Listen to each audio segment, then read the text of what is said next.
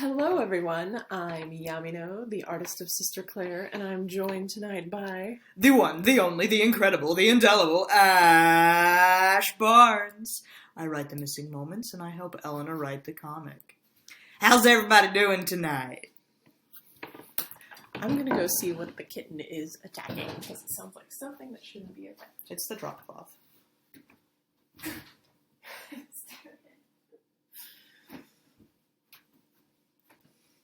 Speaking of the kitten, I wonder how much the new rescue kitten has been traumatized by our loud introductions. It's not crying, so that's a good sign. I'm sure you guys will hear the kitten at some point.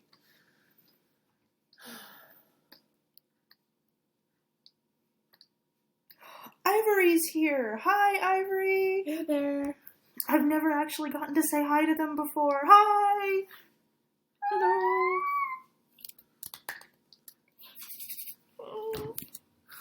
I'm all shy now.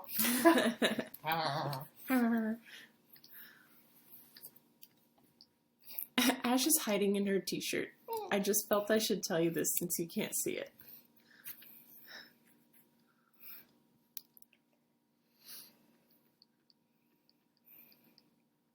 Also, I'm glad that people have started using the subscribe feature to, Ash, come out of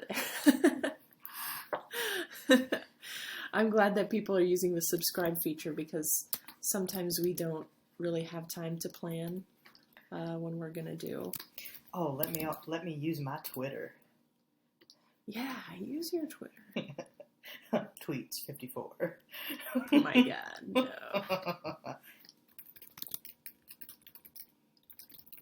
Oh, that was the sideways version. Throw that away.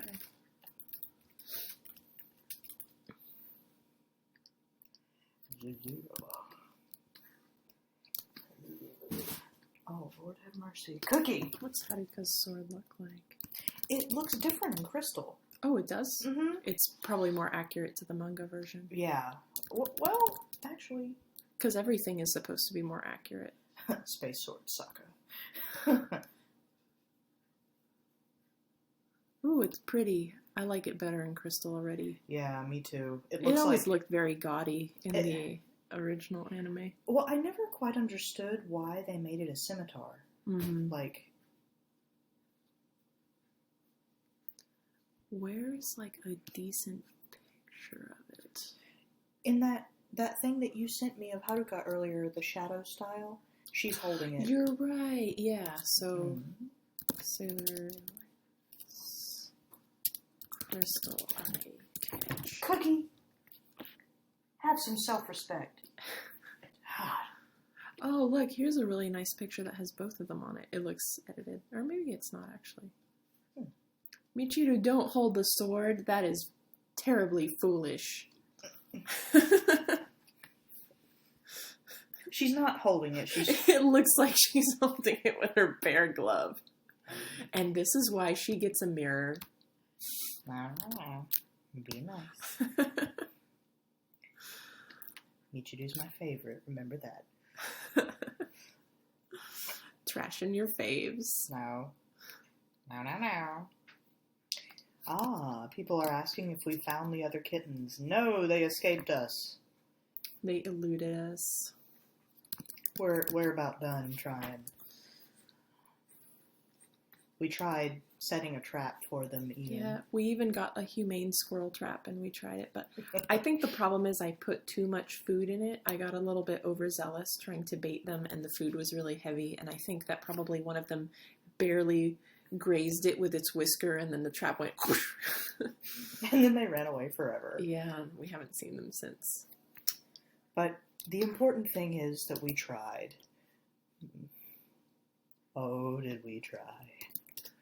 Every single day. No. I got jabbed by giant hogweed trying to rescue these kittens, okay? That shit was scary. That was like gigantic needles in your shoe. I didn't even know that could happen. My ankle still hurts. I didn't know that plants could do such horrible, horrible things.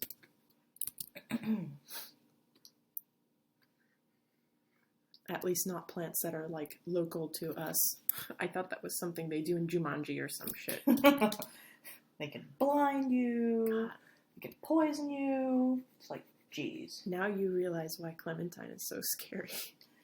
Yeah. She could make hogweed just sprout up around you.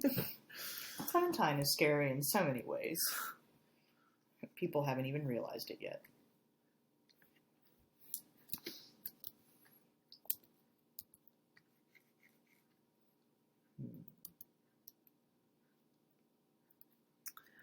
Ayane Shirogane says that they didn't even like Serena Usagi. For those of us who watch the dub. Not the dub, the sub. Usagi to people who watch the sub. Mm-hmm. I didn't like her originally when I watched the show, but then I rewatched it a lot more recently, and I liked her a lot. I think it's because I first started watching it after hearing it about Haruka and Michiru, and so I kind of skipped ahead to the season where they appeared, and I didn't get to really care about the inner senshi very much, or Usagi, who got a lot of her development and stuff in the early seasons, of course, because she's a main character. I mean, she continues to get development throughout the show, but, like, I feel like they get you to like her early on, and I skipped a lot of those episodes, and so I just found her annoying. And in rewatching it, I actually cried over episodes about her. I was like, wow, she's such a great friend. I never thought I would like her, but I do. Then it gets kind of weird when she has, like, a daughter from the future, and, like, I don't know. I always thought that was kind of messed up. I'm not a fan of Chibiusa. I'm sure that even Chibiusa could grow on me with the right, development and everything, but I felt like it wasn't done very well. The whole thing with her being jealous of her own dad, I was like, what the hell? No. I don't know. I thought that was pretty accurate. Have you ever met a child? No, but I mean, it's one thing to be, like, jealous of your dad spending time with other people, but jealous, like, wanting to date him and stuff, that's just, no. Kids shouldn't be, like, competing with their moms like they're on equal levels for their dad's attention. No. Gross. Ivory makes a good point. They said, having the dual context of manga and anime can make for a totally different view of the characters, too. True. Yeah, that is also true.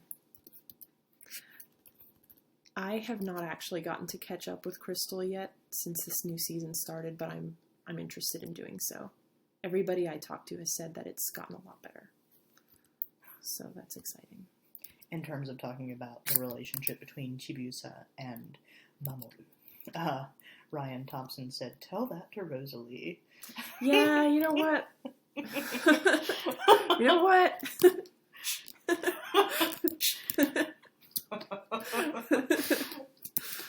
Oh, Rosie. Oh, when she finds out, she's gonna have a bad day. She really is. That's the thing, though. Rosie doesn't know. Chibiusa apparently does know, which is what I don't get.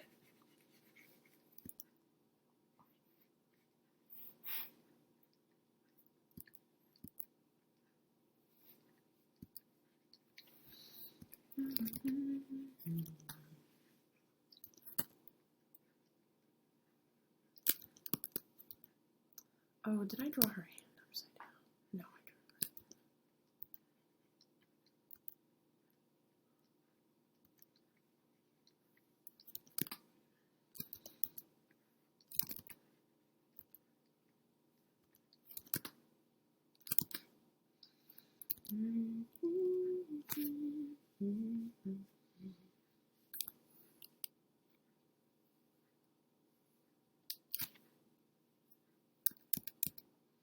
It's funny that people should talk about Sailor Moon turning into something like Power Rangers, because actually Sailor Moon was inspired by things like Power Rangers. It was the first, like, all-girls Sentai team sort of deal. Mm-hmm.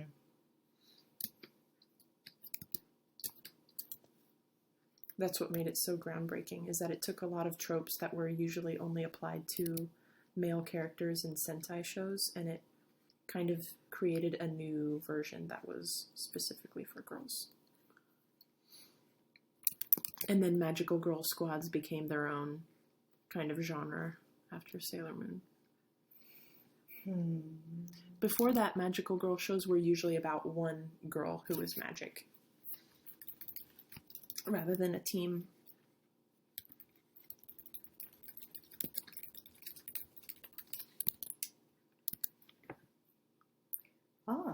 There are people talking about the grammar in the previous Sister Claire page. The what? The grammar. Oh, I thought you said grimmer, and I thought you were mispronouncing grimoire, and I was like, we don't have a grimoire. We have a cat named Grim. But Grimoire? What are you talking about? a grimoire is a magical book. Actually, that's what they call it in Wicked. Grimmery. It's pronounced... It's French. Sure. Don't you laugh at me, you evil witch laugh.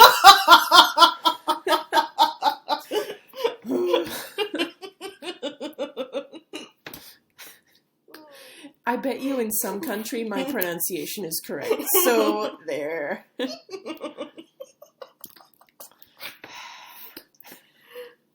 Rude as hell. I love how you're all like, actually... Actually, I'm right. All right, Rosie. And you're wrong. I'm big and you're small. I'm right and you're wrong, and there's nothing you can do about it. Oh, you left one out. What did I leave out? Oh, what does he say? It's a she. It's the Trunchbull who says it. Well, first it's her dad. Oh, right. Look at this really nice picture. Ooh. I'm smart, you're dumb. I'm big, you're little. I'm right, you're wrong. And there's nothing you can do about it. Yeah, that's it. How to draw the back of Michiru's hair? Wavy. Michiru, turn around. Go. Wow, it does go in. I guess in some iterations it does go down to the center of her back. Mm-hmm. Whoa. Yeah, it used to in the original. I think it really varies depending on who's drawing her, because even in the original, it goes from being like, it's also because some artists draw it going way out to the sides. Like, look at this picture, or like this picture. It's quite long, but they just have it floating out. It's supposed to look like she's underwater, basically. Yeah, Gabrielle hair. Oh my. Hold on. Scrolls away. Well, I've stumbled across a fetish site, I think.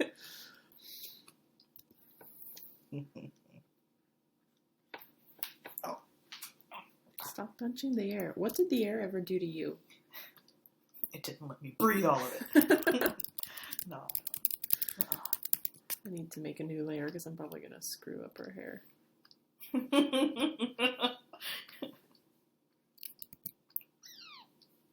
I'm very glad that people are discussing Magpie's dialogue, though. Mm-hmm. Wait, which dialogue? The bird's dialogue. On the page. Oh, okay, yeah. Sorry, I'm not following the chat. I'm trying to draw a thing and look at Google. You need to keep me up to date with what's going on. What are the haps?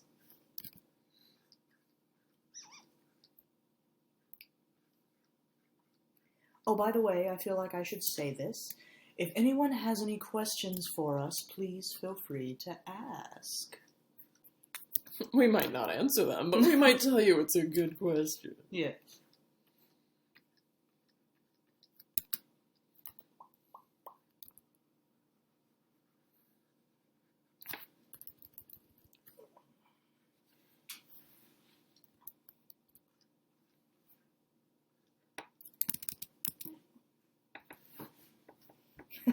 Diane asks, are you very fond of telling us? That's a good question.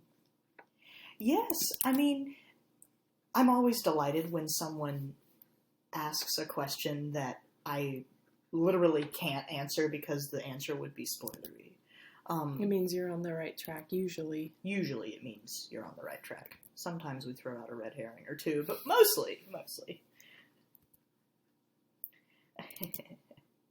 Cephalopod Queen says, I have all the questions ever, but whether any of them can be answered, dun dun dun. Oh, and that is a good question.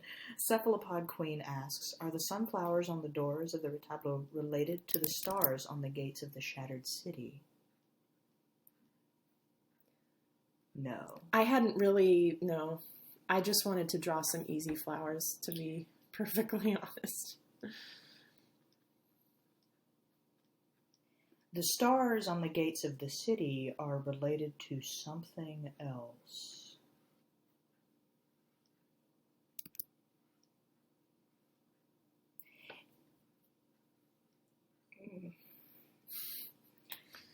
No spoils.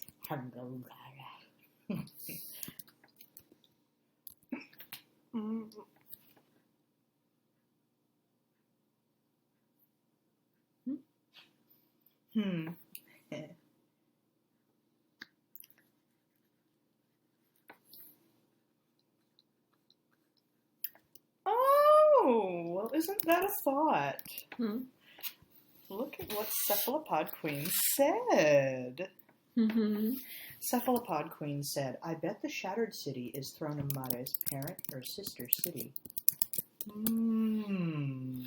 I wonder. Can I say something that's a little bit, I mean, I don't think it's a huge spoiler. I think that it should be pretty clear to anybody who's been reading, but they're not from the same time. Like, they were not contemporary cities, and neither was it contemporary with Eden. And in case anybody is still confused, the Shattered City is not Eden. A lot of people still seem to think that, even though I literally called it something else. Mm-hmm. And I was like, it inspired Eden. They're like, so it's Eden. And I'm like, no. No, it's not. I understand some of the confusion, though, because it has only been introduced in this chapter. It was not really foreshadowed much either. Well, some. I mean, it was foreshadowed with Machina and stuff, but we never named it or mentioned it before, so I get why. And I also get that people are really eager to see Eden, so I think they're kind of hoping that this is it, but it's not. We will show Eden, and you'll know. You will know when it's Eden. Yeah, you'll definitely know. Blaze makes a good point. Yes, you have seen Eden. You've seen a small sliver of Eden through the window that Clementine was looking out of, and you've seen a map. Or, sort of. Like a drawing. Yeah. You'll know it when you see the rest of it. You also, if you've read The Missing Moments, especially the ones where Claire is little, near the beginning of the Missing Moments in general, there were certain things about Eden that were described, so try to remember those, such that when you see Eden, you'll know it for what it is. It looks like they didn't really redesign Haruka and Michiru for the reboot. Or, these are not official, are they? They all look different. These are all from DeviantArt. I need some... I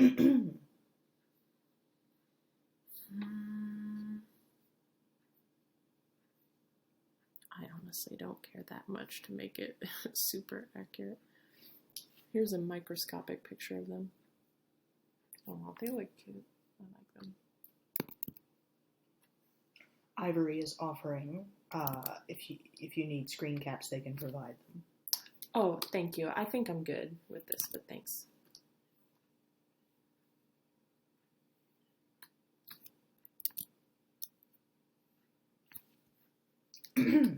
No, Photoshop is screwing up. I have to quit and restart. Laura asks, how old is the Shattered City?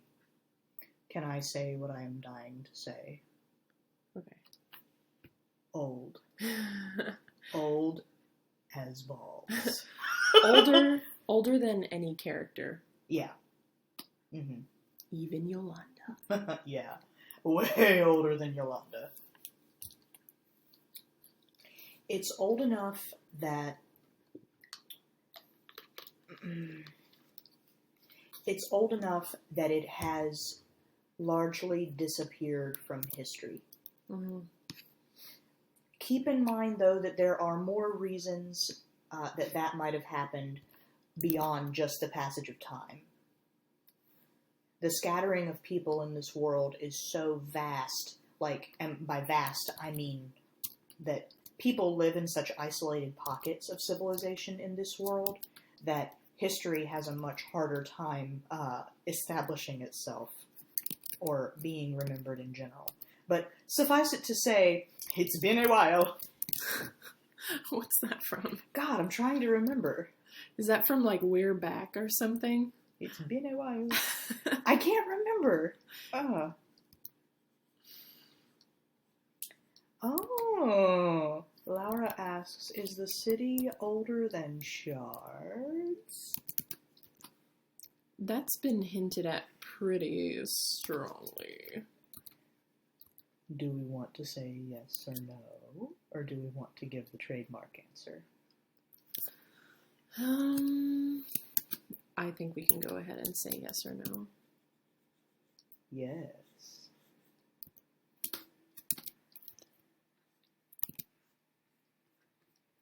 It's not like anybody watches these anyway.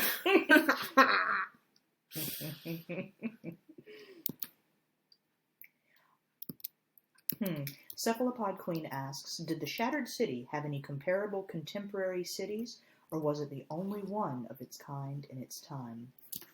It did have comparable contemporary cities, yes.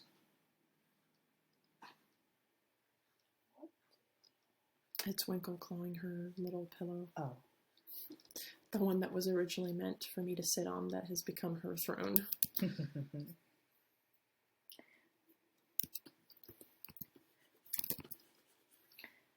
Someone asks, do you think as an author it is okay to make self-indulgent stuff on the side, even if you know it's not canon on the main story? Yeah, of course it is. It's your story. You do whatever the hell you want. Of course!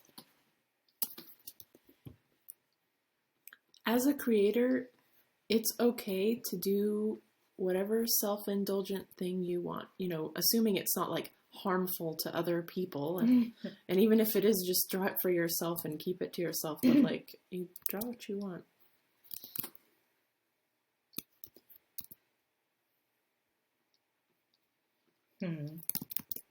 Diane asks, so, are shards recent, like past century, or longer?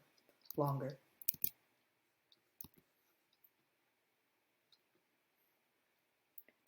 Ayane Shirogane asks, Ash writes stories on Google, no? Yes, correct, I do. Many story.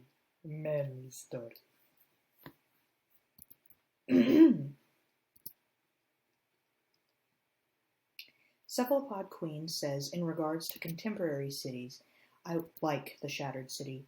I wonder what state any of those cities are in. Like, are any still standing or even still alive? That's a good question.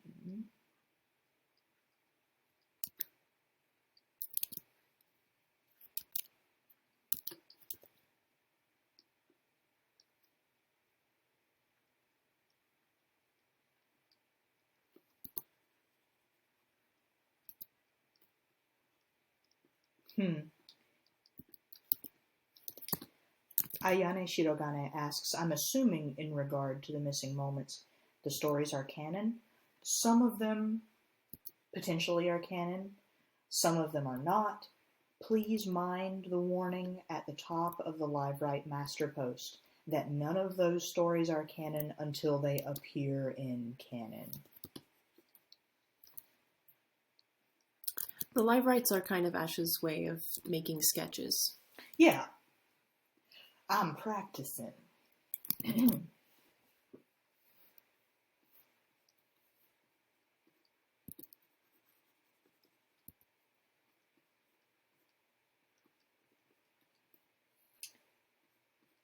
Jamie says, so there was no magic in the Shattered City, then something happened. Boom! Magic and shards. Panic ensues now. In the comics in a time where things kind of stabilize. That's not what we said. That's an interesting thought, though. Keep theorizing.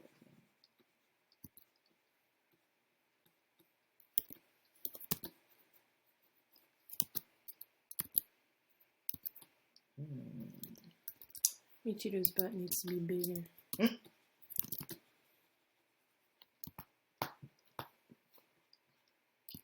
Blaze says, the symbol on the door of the Shattered City is practically the same that Oscar has. I will not deny the similarity. That's a good observation.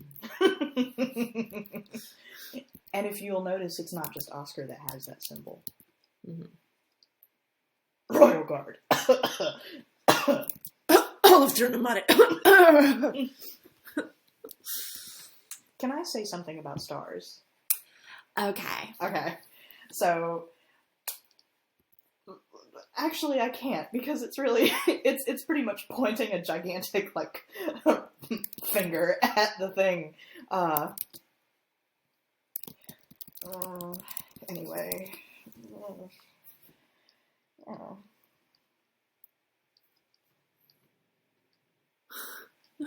It's Winkle. God, I love it when there's a menacing growl from beneath my feet. That's very comforting.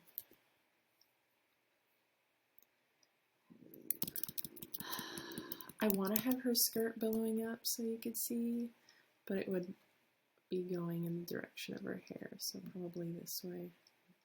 Oh, Yuri Bear said something about the fukus. They're different. Oh, are they? What did you say, Dawn? Oh, they seem to be made of looser material. They're not, like, beautifully Well, the pleated. sleeves, like, look at them. You've drawn, well, no. What did I do? Have you got them in their crystal transformation, or is that... I'm drawing in whatever the hell they're wearing here, which is their first appearance. It's not their, like, super form or whatever. It's their basic bitch form. Sorry.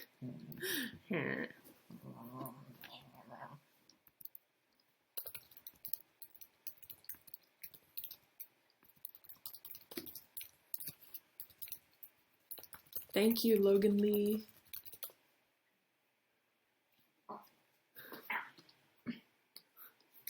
Oh, that's an interesting question, Jamie.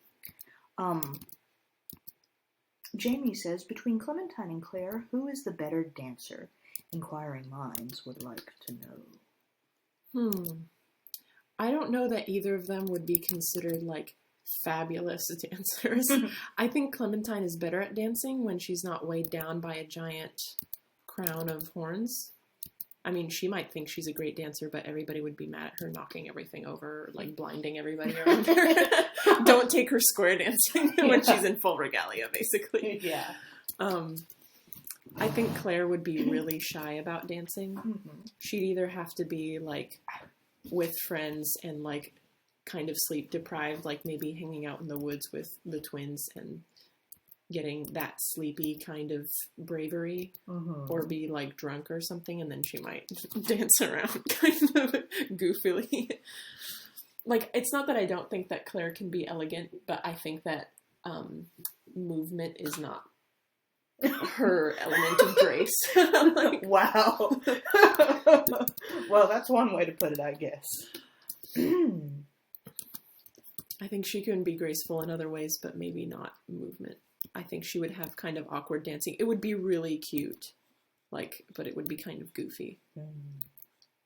Oh, about the fuku, in the uniforms. Yuri Bear says they don't have a stripe on the collar. Their armbands don't go up to their elbows all the way. I see what they mean. Yeah, the gloves stop. Oh, I see. Isn't that just Haruka's, though, or all of them have that now?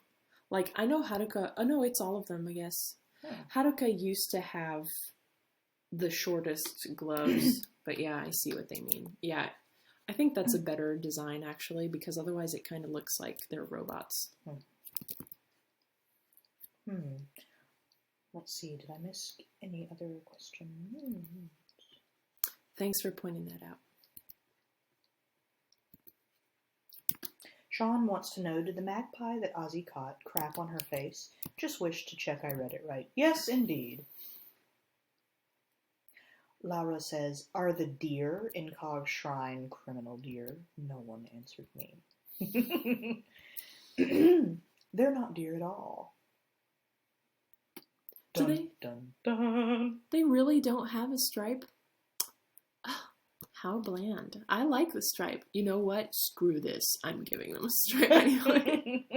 This is bullshit. They need a stripe.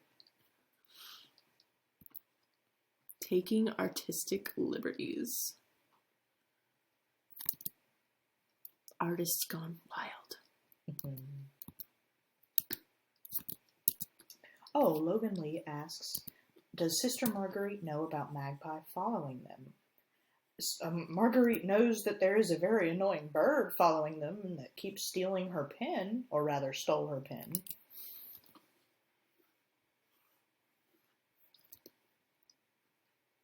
Zeke, stop it.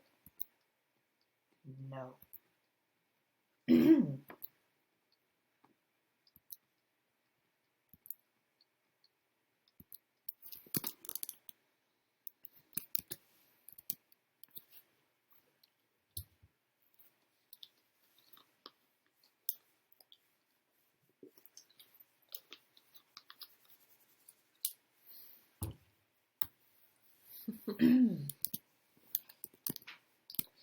People are calling me a rebel.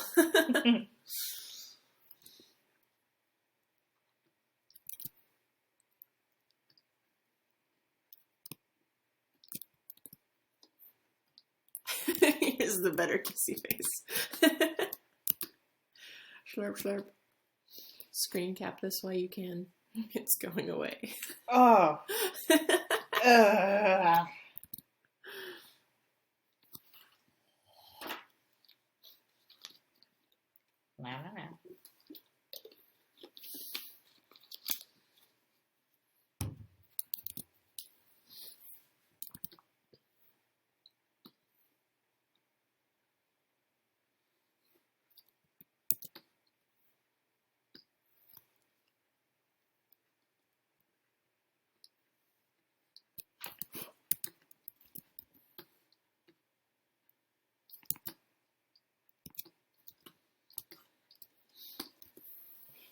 I thought, no, that's exactly what that is. That's a mosquito.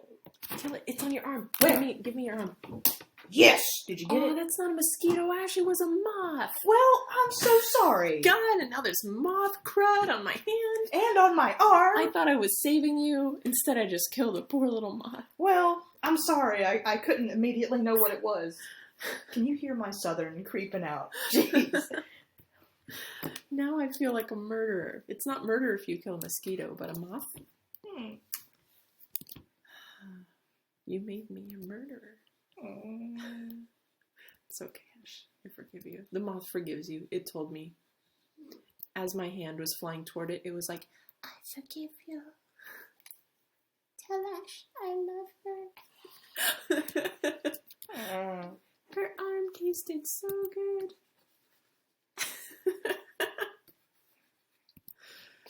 You married this. You married this. You love me. Pained groan. Dying whale noises.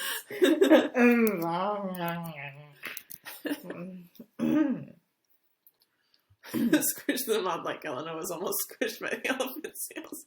God.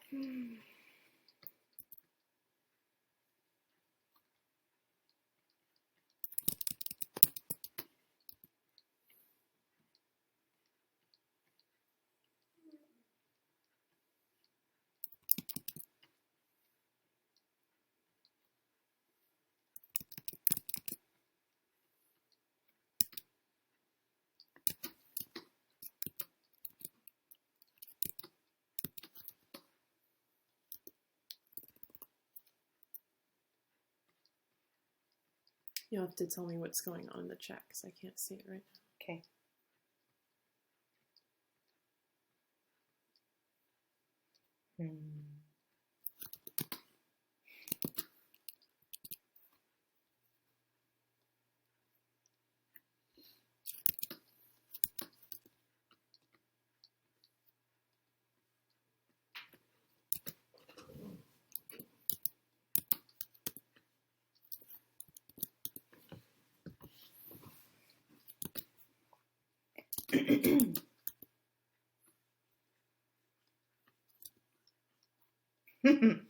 Joe says, Michiru must be standing up on the very tips of her toes here, or Haruka is kiss slouching like a pro. The trials and tribulations of couples with height differences. They're just flying in space. Michiru has a special kiss box. Yeah. She also has higher heels in this picture. She's wearing her Spice Girls platform shoes in this picture, which you cannot see because they're conveniently off screen.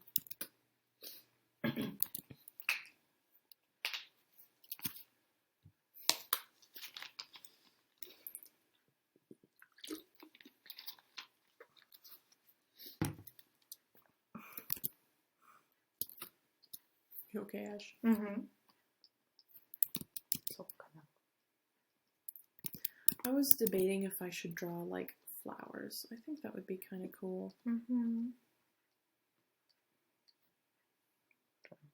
Oh, yeah.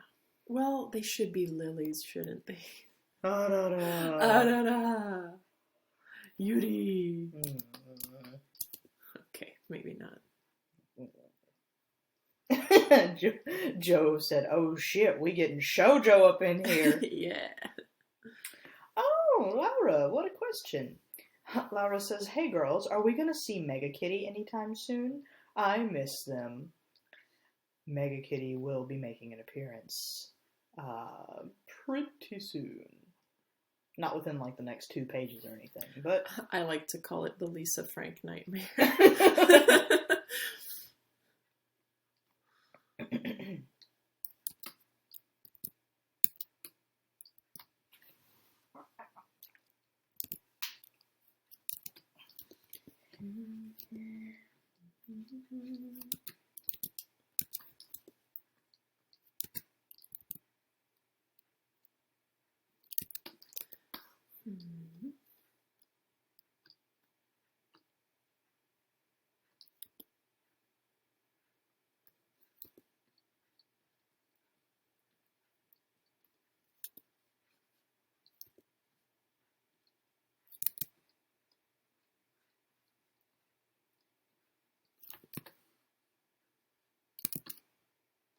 It was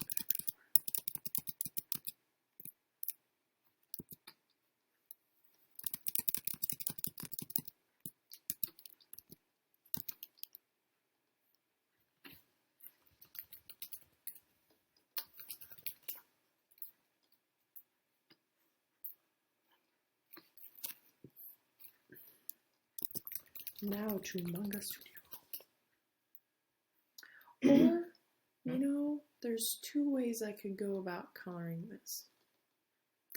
I could either color it, you know, in Sister Claire kind of style, which is what I had been intending, or I could do something more like the centaur pictures that I've been posting lately. I think if this is going to be a print, you should try to make it look as...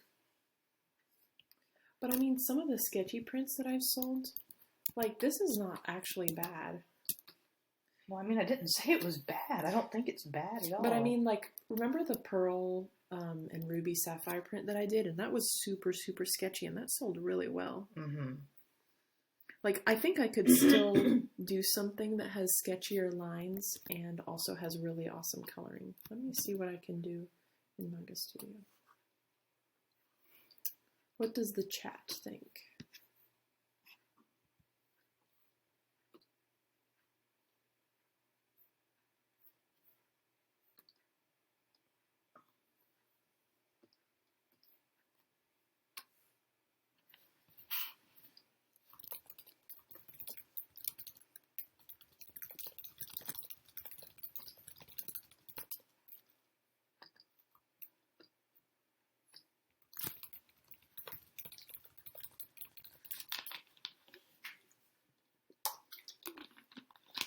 The chat doesn't have an opinion right now. Height difference is too important.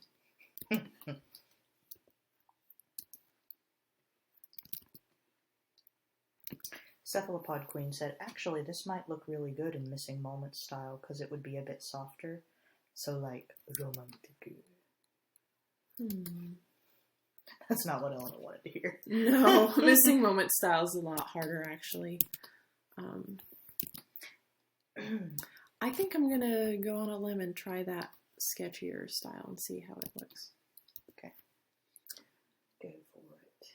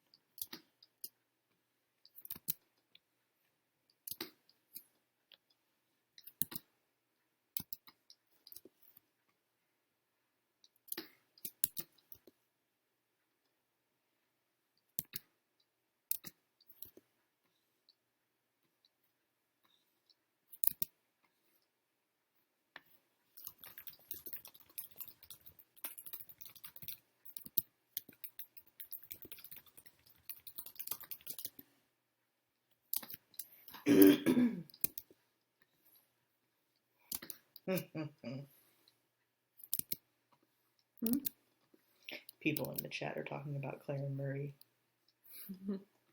Oh, Lara asked, is Mega Kitty hanging out in the Shattered City? Because it occurs to me the Not Deer kinda looked like them. No, Mega Kitty's not hanging out in the Shattered City. But you will see them soon. Oh, my spine.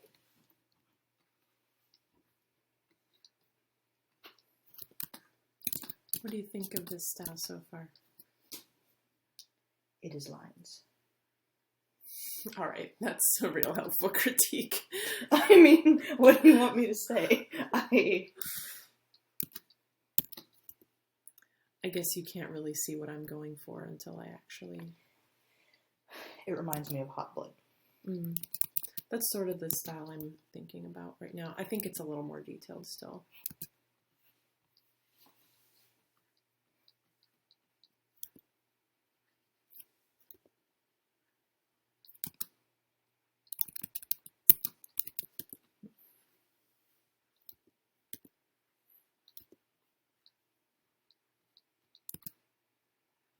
Aw, Quinn's heading to bed. Good night, Quinn. Good night. Good night. Is it better with or without Michiru's eyelashes here? Like, I worry they're confusing. Like, people will think it's Haruka's. Better without, I think. I like them, but... You don't think it's confusing? What does the chat think? So here's without the eyelashes. And here's with her eyelashes. I worry that it looks like Haruka's other eyelid and it's off-center.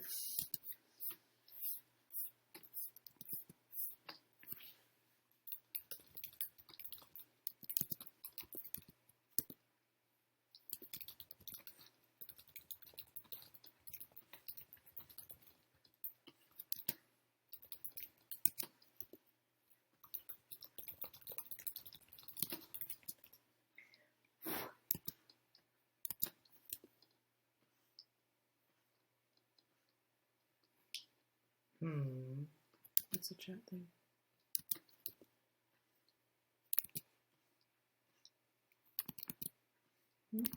Yeah, they say that they're confusing. Most people seem to.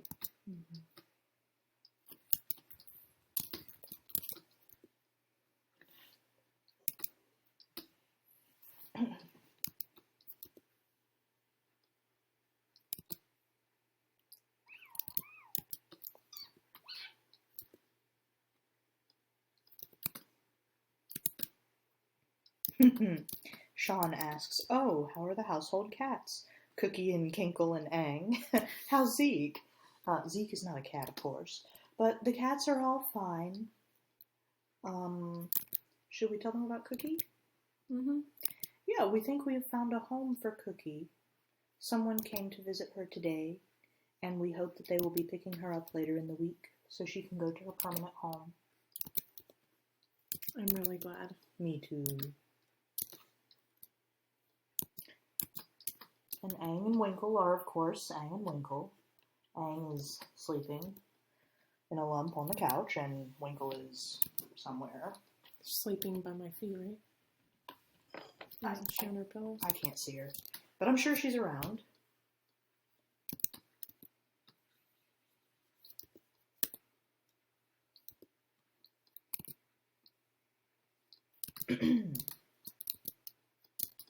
I do hope the home for Cookie works out. Mm-hmm.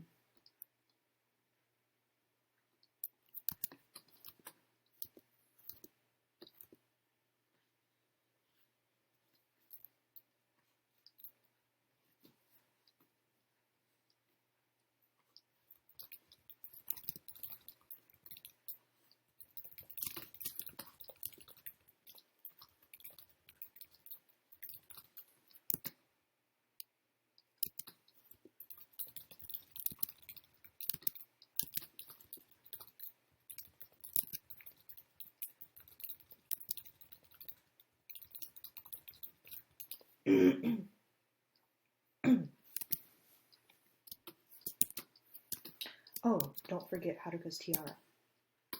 Oh, yeah. It's just like a bead. Mm-hmm.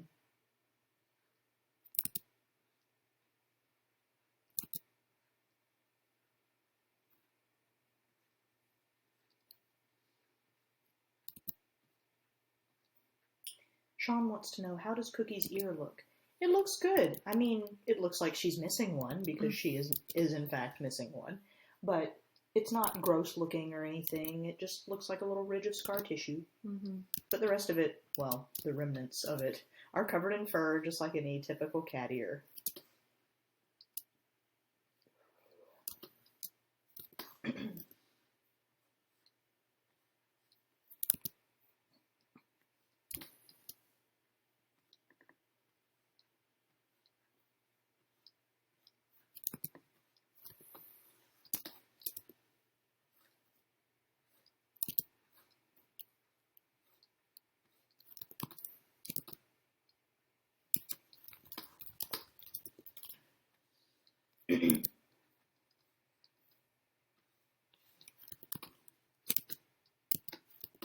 Oh, I should ask. Is anyone in the chat going to Animazement? Or to Anime Weekend Atlanta?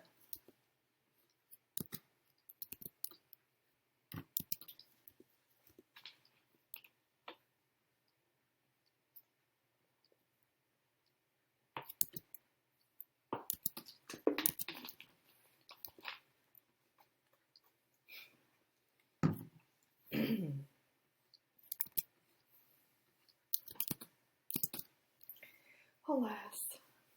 Well, Blaze, I know you're going. You better be. I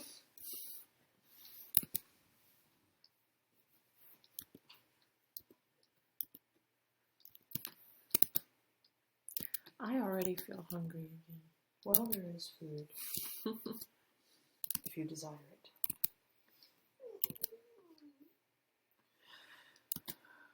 Oh. Oh.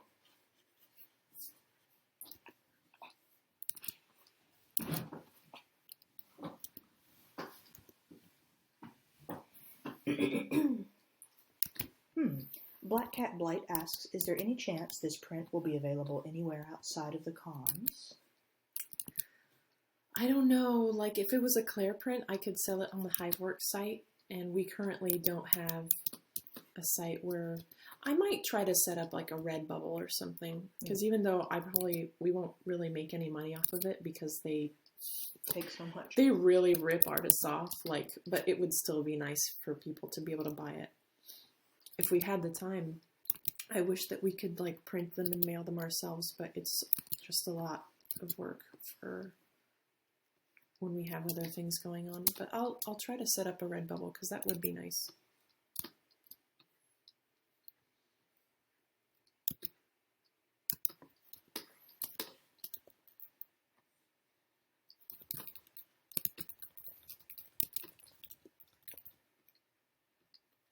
Or if anybody has a suggestion for something that's better than Redbubble, please let me know.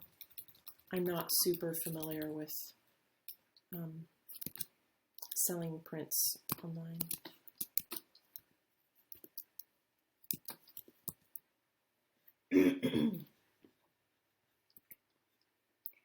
There are lots of people in the chat talking about Bubbleen, and Elena and I don't watch Adventure Time anymore. Like, I feel like we held out as long as we could to see if it would get good, and it wasn't rewarding, and now, I think, years after the fact, they've finally started to put in the content that we were looking for, 3 or 4 years ago? Mm-hmm. But, not that... I'm glad that it's there. I don't want to shit all over people who are getting enjoyment out of it. Neither. No, I think it's great. And, you know, I always think better late than never. That is for sure a thing. But I am just not... It's kind of hard to get excited after we were let down pretty hard before. And... when you have Steven Universe and stuff, it's like... Yeah. I don't need to wait anymore. I've moved on. I really wish we could watch that show called Person of Interest. I've been seeing so many gift sets of it on Tumblr, and it looks like it's my jam. What's it about? Have you told me about it? I have no idea what it's about, but it looks kind of like a show a lot like Leverage, where there's a team of people who either fight crime or do something, I don't know. But it looks good.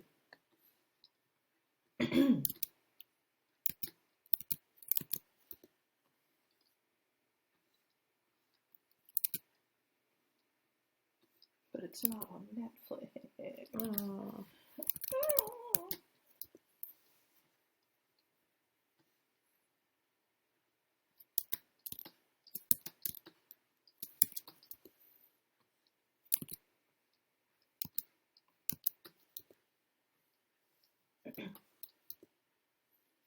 Oh, Sean said it's about a guy made a machine that predicts crime was the original plot, and it's become more.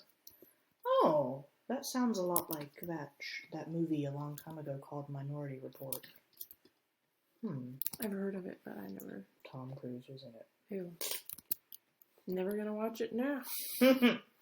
There was just a really cool visual where there were these 3, like, special sort of, like, seer people submerged in this tank of liquid. I don't know, but the visual that I remember even now is that they could predict murders before they happened, and violent crimes.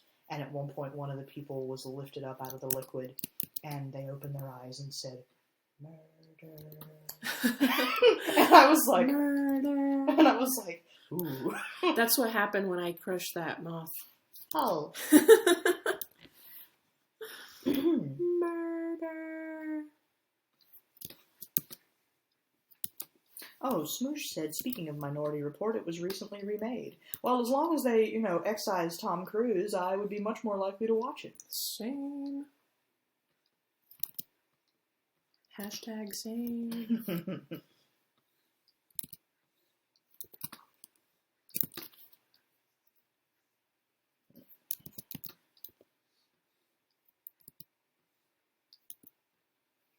I just don't like Tom Cruise. He's a creepy tiny man. I can't imagine why.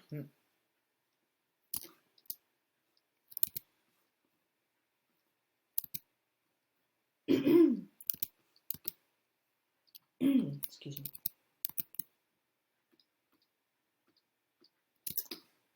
What are you thinking now? Lines. It's cute as hell. Do you like this kind of line art? Yeah.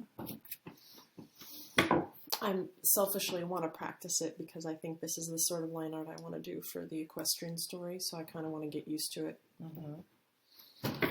It's refreshing, like not agonizing over the line weight, trying to let the lines indicate their own texture and volume.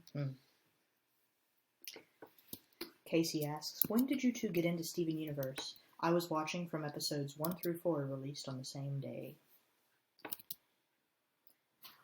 We got into it after it had been going on, not for very long, maybe a month and a half. Or rather, no, maybe it was a little bit longer than that. It had time to have at least 10 episodes released, I think, 10 to 12. And I remember one day, wow, we were living in the old place. Mm-hmm. We decided that we were going to sit down and just watch a couple episodes. You're going to watch them over lunch. And it was a Saturday, and we watched all of them. Mm-hmm. Every single one that had been released. So much for watching during lunch. Not that that took a really long time. No, they were only 10 minutes each. But it was really captivating. We usually try to stagger shows so we don't watch more than 1 or 2 episodes per go, like so we don't run out of them, but we watch them all. And we have this really bad habit of like getting really into a show and watching like 3 seasons of it and then somehow just stopping before we finish the whole thing. I don't think it's a bad habit though, because usually it's because the show starts to suck. Like after season 3, a lot of times it's just kind of hard for them to keep up steam, you know? They start to introduce like really shitty things or like torture the female characters or kill the gay people, and it's like, I don't like you anymore, show. We're breaking up. Yeah. What was the show that we really liked had Fringe? We both really liked Fringe, but the further it went, it was like, or the longer it went on, the more we were both kind of like, no. It got a bit to be too much. And we watched Leverage, and I would still like to finish that because I really did like it. Mm-hmm. I think we just, it is a little bit repetitive after a while. Mm-hmm. I can't complain. We were really into Miss Fisher's Murder Mysteries, too, and I still can't recall why we stopped watching that. I do, because they had kind of not cool treatment of a trans character and other gay characters. Don't you remember? Every time they introduce a gay character, they kill them. Oh.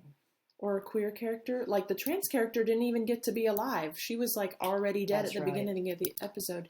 And, like, the show seems to tout itself as, like, look how progressive we are. We actually mention gay people. But they're dead. So it's okay. Mm-hmm. And it's like, it's really a shame because I really like Miss Fisher herself, the character. I love Phryne, and I love Dot.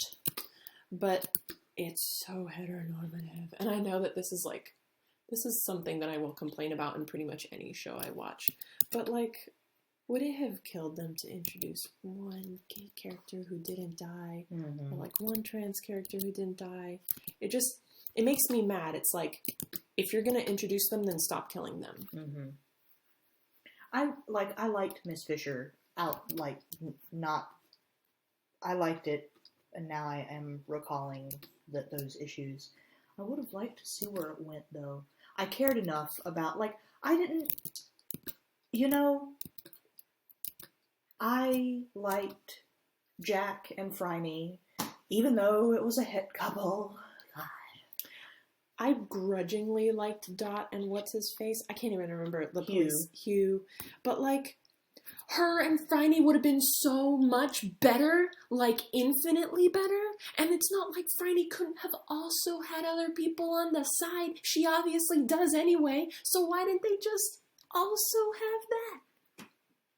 I'm just saying. I'm not disagreeing. I'm saying that I did like the Give me the water. I did like the relationships that were there. That I was fine with those. Yeah, it's not like the relationships themselves between those main straight characters presumably straight characters were problematic. The thing is, I don't think Phryne is even straight. I believe at least one episode hinted that she was bi or pan, but like they never do anything with it. And it's like I really felt like was it the very first episode? The one where you meet, I think it is the first episode where you meet Dot and everything. I really thought that they were hinting that Dot had a crush on her because, like, she kisses her on the forehead and leaves the lipstick mark, and Dot is all, like, flustered and waiting by the phone. And I was like, that's so cute. Oh my god, I ship her and Dot. And then it was like, no, actually, they both like dudes.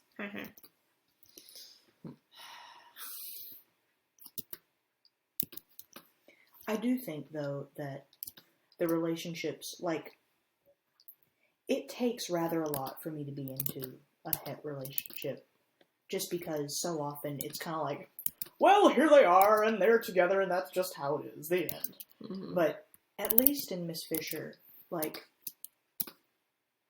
it was spooling out over seasons, mm-hmm. and it wasn't, I don't know, it wasn't terribly done. I don't think it was terribly done. No, not at all. I really did like the development there. I liked how we got to see them in several different situations with one another. I like how we got to see them, like, how they interacted when one or both of them was really afraid, or one really confident, one really not. Like, we got to see them with one another in several different emotional states to see how they would work, and I really appreciated that, because so often, you know, they call it heteronormativity for a reason, because it is just, you know, supposed to be normal, and they don't bother with developing it. Developing. Blah, blah. Hey. But, get a little more southern in there. Hey now. No, but really, give any relationship the development it's due, and I'll pay attention to it. I might have just shot myself in the foot saying that. Let me say that that doesn't apply to everything. Hey. By the same token, give me a queer relationship, and no matter how cliche it is, I am guaranteed to automatically care a little bit more about it. Like, give me any romantic cliche and have it with two girls, and I will love it. Like, anything, because the thing is, it probably hasn't been done. Except one of them dies. Except that, yeah. Well, that's a queer specific cliche. You don't see that as often with straight couples. They find a way to bring them back or whatever. Mm-hmm.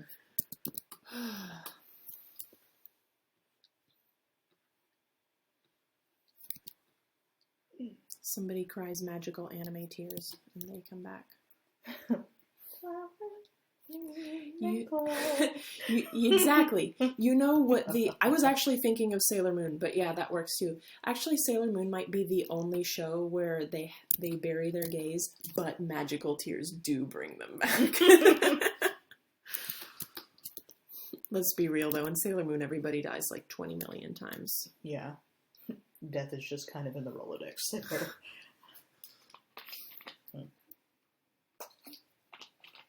Sailor Moon is like the Hunger Games with lots of sparkles.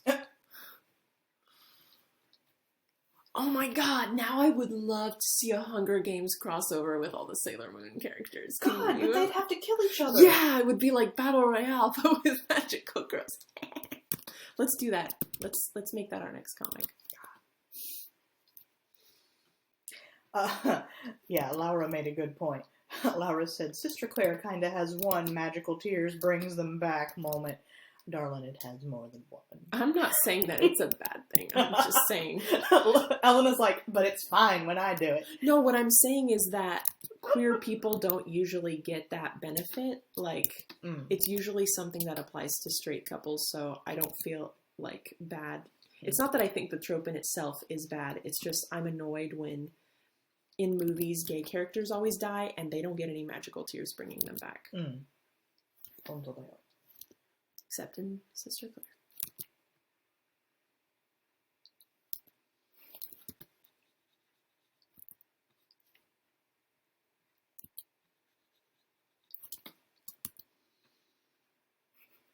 Oh, it's so funny. Someone in the chat mentioned the magical girl anime with dancing and the girl Ducky, and I could hear Laura's head whipping around from Brazil. Princess Tutu! It's Princess Tutu! When you said Ducky, I thought you were talking about Land Before Time. I'm like, what the hell? They made a magical girl show of that? Who plays Littlefoot? Oh. Blaze asked if I ever watched that Princess Tutu video that I was linked by not only you, Blaze, but also by Laura. Yes, I watched it, and I am extraordinarily interested in the show, and I'm going to watch it soon. Should be starting next week, actually. I'm very happy. I'm going to utilize my boss being on vacation to watch it. What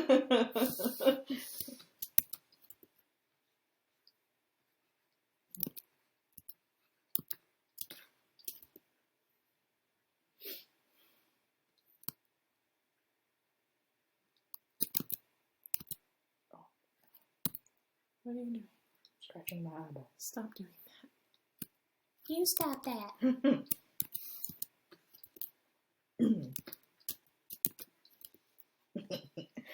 People are excited about me watching Princess Tutu. Mm-hmm. Y'all ought to be excited because I really do not watch anime that often anymore. Like, people whose opinions I really trust have to, like, twist my arm behind my back to make me watch stuff. I have been let down so many times that I am just, yeah, like, I really have to be convinced. Same. There have been a couple times, though, that I allowed my arm to be twisted, and it was well worth it. Like Avatar, The Last Airbender. I was not going to watch it until a friend of mine basically sat me down and forced me to, because it was on Nickelodeon, and I didn't like anything on Nickelodeon at the time. Mm. And a lot of the people who recommended it to me were people whose taste I seriously did not. Mm-hmm. People who were also recommending Naruto and things that I was sure I was not going to enjoy. And I didn't watch Avatar until it was over. Like, years, right? It was a long-running show. But afterwards, I regretted it. I was like, oh man, it would have been so great to do stuff when the fandom was, like, really into it. Mm-hmm. Cephalopod Queen asks, this reminds me, Ash, Elena, have y'all seen Full Metal Alchemist Brotherhood? I have never seen any Full Metal Alchemist stuff. That is not true, you lying liar who lies. No, I mean, I saw, like, one episode. You watched, like, 4 episodes with me. But not enough to, like, really know the show. Elena didn't really get into it. I really, really love Full Metal Alchemist Brotherhood. Really a lot. I think it was hard for me to get into it for the same reason as with Avatar. Like, a lot of the people, because it was really popular when I was in college, and a lot of the people who liked it also liked things that I really hated. And because of that, I just kind of avoided it by proxy. And it sounds like it was really good, though. Like, you really like it, and I really trust your opinion. A lot of people who I have talked to since, like, really like it. So I would be willing to give it a try. I thought it was a really excellent... Yeah, Casey said that he watched it in college. So did I. I think that was probably one of the last anime that I watched all of. Because, I mean, I really loved that story. I thought the construction of the story was excellent. I really liked the whole, like, I'm having a hard time articulating my thoughts, as might be evident. I really liked the whole concept of alchemy and how it was executed, and how the rules could be bent or broken, and the consequences and all of that stuff, and you can probably see a lot of those influences in Sister Claire, now that I got my grubby little paws all over it.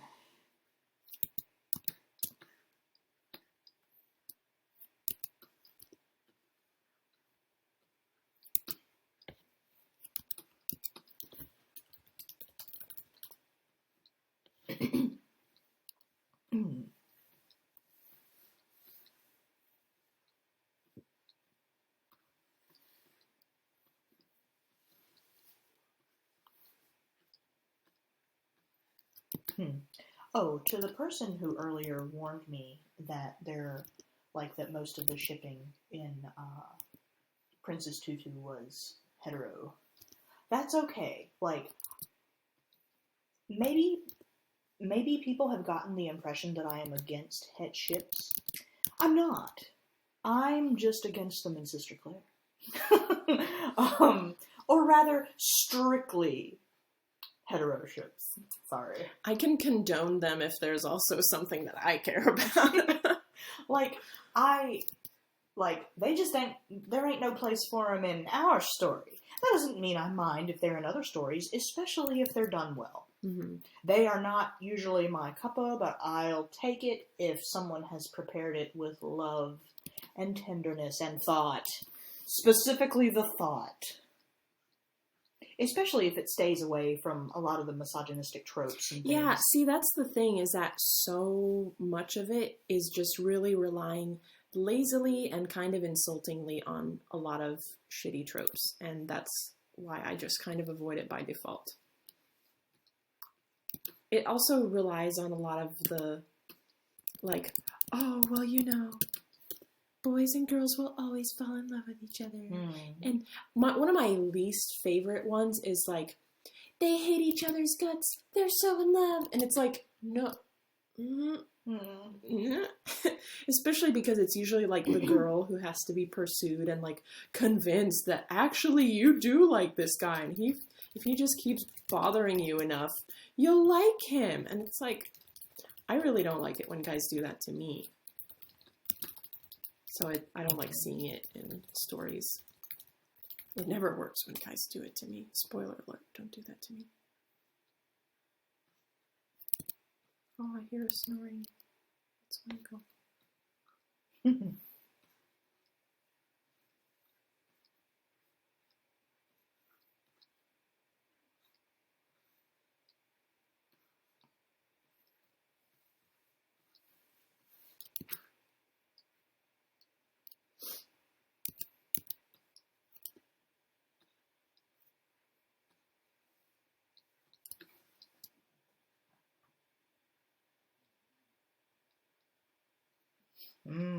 Yeah, Ivory said it.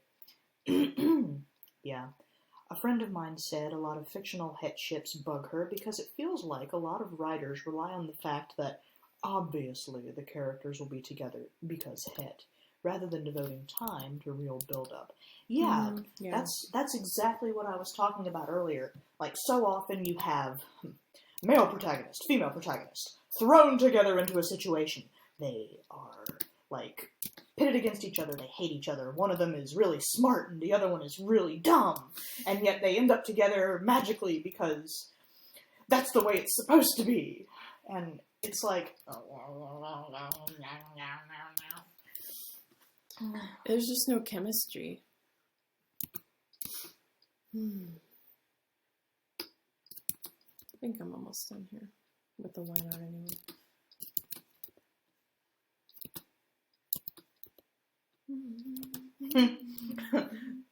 Soritis and Friends said, "That's why I make my female and male protagonist siblings." And I started to say, well, that wouldn't stop everyone. And then they said, not that would stop people with the shipping. Yeah. Yeah. Stop the streets. There we go. I mean, people gonna ship what they ship. They will. As well they should do. It's just, don't be mad when not everybody likes it as much. Can I have the water, please? You stole it. I'm sorry. I desired it.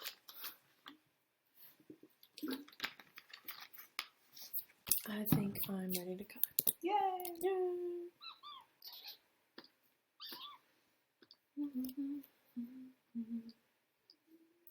You hear this? Oh. Okay. You don't hear that? It's gone now.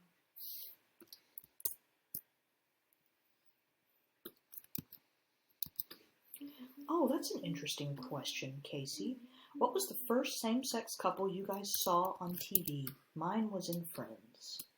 How about you? I'm drawing it. I think me too. Yeah, I think it was Sailor Moon.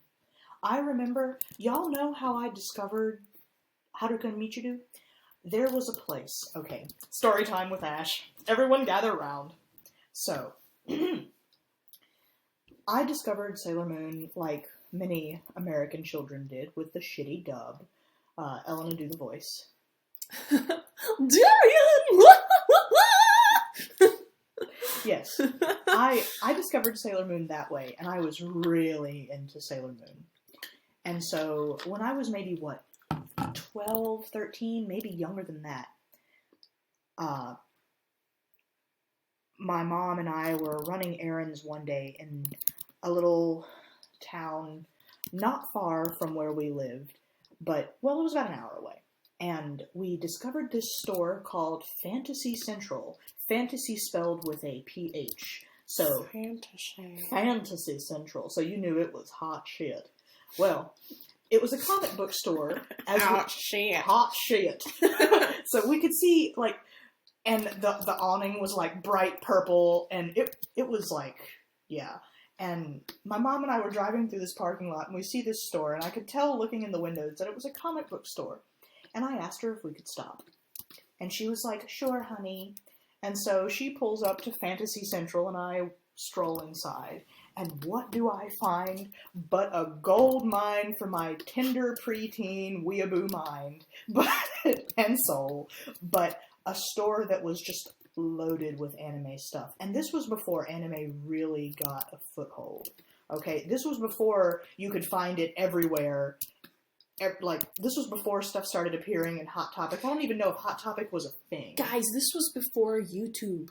Yeah. Like, you couldn't even... This was before Google, okay? This was before Yahoo. Like, this was a long-ass time ago. This was in the age of AskJeeves.com. Exactly. This was in the age of GeoCities. But, okay. Oh, shrines to your favorite character with shitty gifs that have, like, 3 frames. Yeah. Or, I mean, this might have even been before I had a computer. I'm pretty sure. Yes, it was. It was before I had a computer. So, yeah, this was prior to 2000. Wow, this was in the 90s. So, let me back up. So, we roll up to Fantasy Central. I go inside. My little mind is blown. And I'm staring around at all of these, like, anime girl figurines, most of them with, you know, their panties vibrantly exposed. And I'm like, okay, wow. But they also had lots of videos. And I don't mean the sexy kind, although there was a room with a beaded curtain that you could not go through unless you could prove you were 18. I never ventured into that room, and I never, ever will. Because I'm pretty sure Fantasy Central still exists. But they had lots of videos. It was like a Blockbuster, but with anime. And I was so excited because they had more Sailor Moon tapes. And I really wanted to rent some of them, but my mom was like, honey, the drive is just too far, and we would have to have it back in a couple of days. And I was like, okay, all right. And then she relented because she could see how desperately, just how desperately I wanted to watch some of the Sailor Moon that was not in the U.S. There were characters on the covers, like, really crappily printed from someone's HP. Like, goes without saying these were bootlegs. Yeah, these were total bootlegs. So I started watching some of the seasons of Sailor Moon that I had not seen before. And then, for some reason, we stopped going to Fantasy Central, I think because my mom got tired of driving the distance. And I hadn't yet met Haruka and Michiru. But then, for Christmas, I got a computer. And one of the very first things I did was figure out how to order, like, the next tape in the series so I could watch more Sailor Moon. Well, I ordered... and I also found out that there was apparently a special for my favorite Inner Senshi. There was a special called Ami-chan no Hatsukoi, which is Ami's first love. I really wanted to see it. So I ordered this online. It was the first money I ever spent online, and my mom very, like, suspiciously but grudgingly allowed me to use her credit card to purchase this, like, $4 tape or something. And it arrived from China after, like, 5 weeks of being battered around in the mail. And I watched it over and over and over again. It was only, like, 15 minutes long. And then one day, when I was watching the credits, I let it keep playing. And I realized that whoever had made the tape, somewhere in China, had given me such a wonderful gift because there were little snippets, like clips from, like, other episodes in it, and they had the scene of Haruka and Michiru in the Marine Cathedral. where Michiru dies horribly. Oh, great. Well, where she gets shot to pieces. And when I saw this scene, I remember feeling like someone had set something in me afire, because I was like, that's two women, and they're obviously in love, and one of them is in horrible, horrible turmoil, and the other one is just, like, desperate to get to her. I love this. That's my shirt. Well, I didn't love the torture, but I loved that the emotion was so visceral and raw, and it was two women. And I was desperate to find out absolutely everything about these two characters. And insert the age of me reading every single Haruka Michiru fanfiction I could get my little paws on. And watching every crappy little video. And this was also still in the age of dial-up. I printed out so many pictures of them in black and white and lovingly put them in sleeves in a binder. Yikes.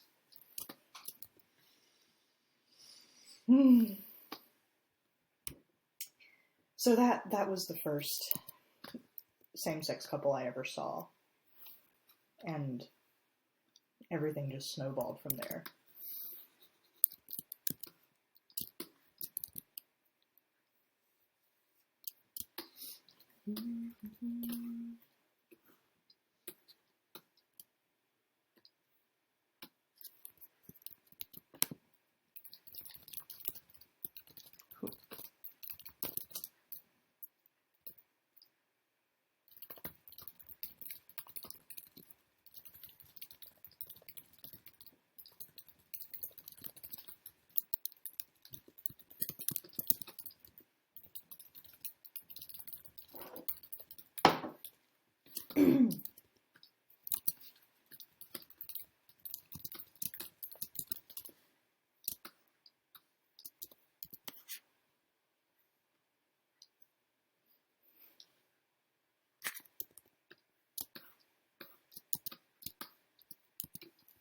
What about you, Elena? Oh, Elena already answered this, that her first same-sex couple was also... Yeah, also Harumichi. Yeah.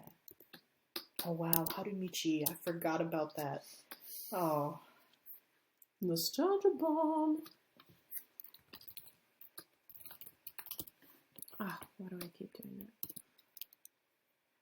Why do I do that? Why do I do that?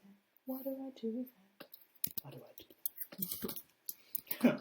Whoa, I went down too far. We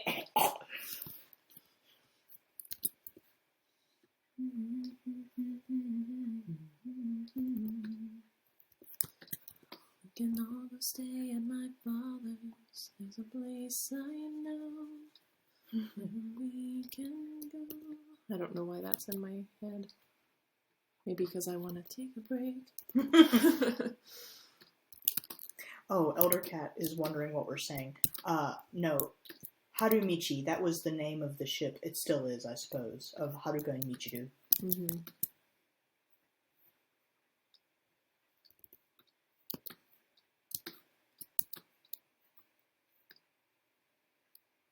Does Haruka still wear earrings in this? Let's ask an expert. Ivory. Does Haruka wear earrings in Crystal?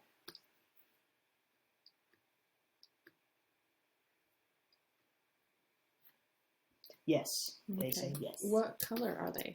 Can you get me a screen cap? Unless they're just a plain color, and then I can just... Ivory says that they are hoops, golden ones. Oh, they're hoops. Well, damn. They're on it. Okay. I'm gonna get you a screen cap. Thank you.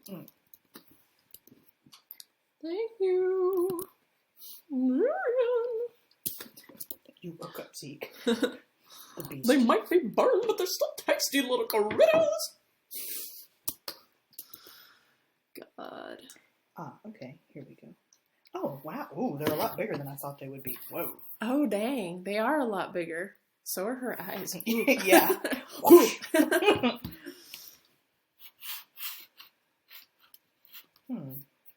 I haven't listened to any of the dialogue in in Crystal, but I've seen a lot of discussion going on, specifically from your Tumblr, Ivory, about Haruka's gender. Like, what pronouns do they, or rather,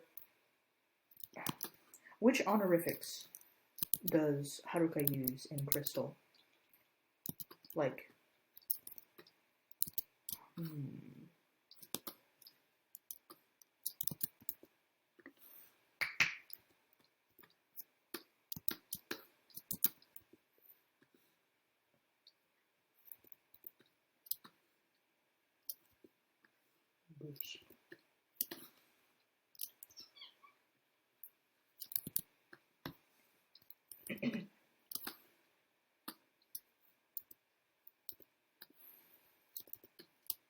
oh, how interesting. Ivory says that in the original anime it's just boku. That's most of the time, not all the time. But in Crystal it seems to be swapped between ore and atashi. Oh, interesting. Gender fluid? Or bigender? Or that would seem to be more accurate to Naoko Takeuchi's original idea.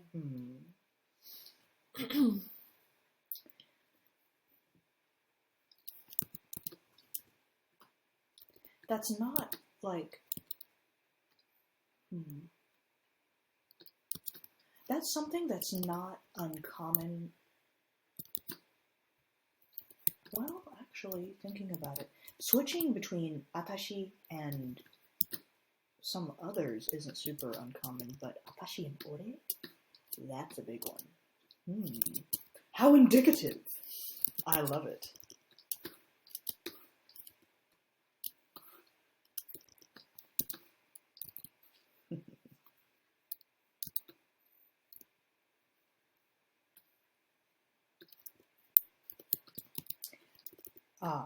Ivory's doing a pretty good job of explaining Japanese honorifics because Ryan asked about them.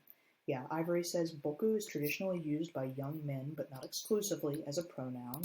Ore is considered to be heavily masculine, whereas atashi is primarily used by women.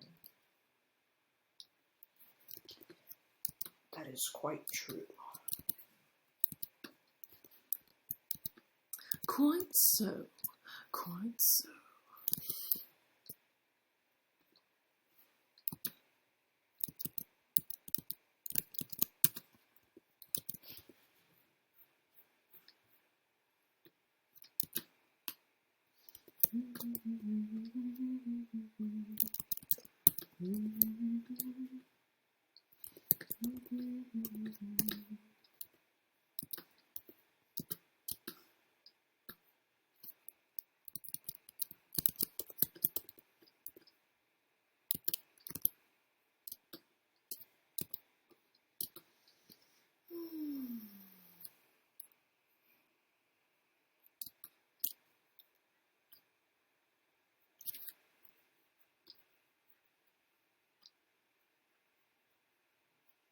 Oh, Wow High asks, will you post some Oscarine romantic drawings anytime soon? I could do that in an upcoming live draw, maybe. I would never protest that. I know you would not. Ryan asked, so boku is like the non-gender specific word for child that many languages have? No, boku is really young boys or men. Can you send me the picture of Haruka's hoops? Oh yeah, sorry about that, dear. Or actually, can you just post it in the chat again? Yeah.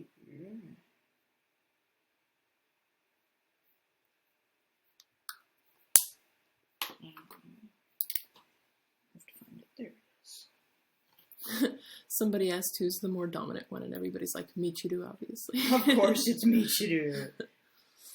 Michiru's the more, like, devious one. She's the one who, like, spied on Haruka forever and was, like, plotting how to ride in her car and how to make her girlfriend.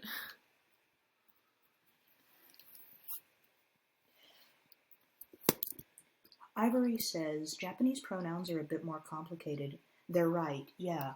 Like, boku is not used exclusively by guys. It's often used by people who really want to make a statement. Like, imagine a gal wants to get up in front of her class and talk about an issue that she's really passionate about. She may, in fact, use boku. In speeches in general, like especially by people who are under the age of 20, like boku is a really, it's quite common, like for public speaking purposes.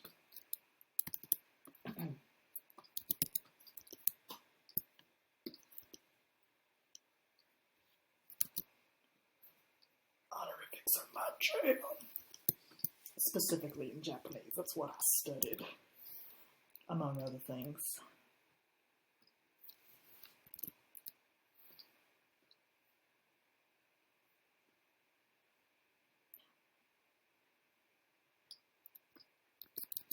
Ryan asked, "And boku is a first-person pronoun?" Yeah, like I, me, my. Wow, Hi asked about kare. Kare means boyfriend. Does Michiru say that? I can't recall. No. In the crystal? No, they call each other, well, I don't know what they call each other in Crystal, but I know in the anime they referred to one another as Anata. Darling, sweetheart, dear heart. Mm-hmm. Yeah, isn't Ivory just said Michiru is called Haruka's girlfriend? Yeah, don't they use kanojo for her? The others, the Inner Scouts, I'm just basing this on what I vaguely remember from the original series. But I know that the other Inner Scouts call her Haruka's girlfriend. At least in the episode where they don't know that Haruka's a girl. But, like, I don't know about later.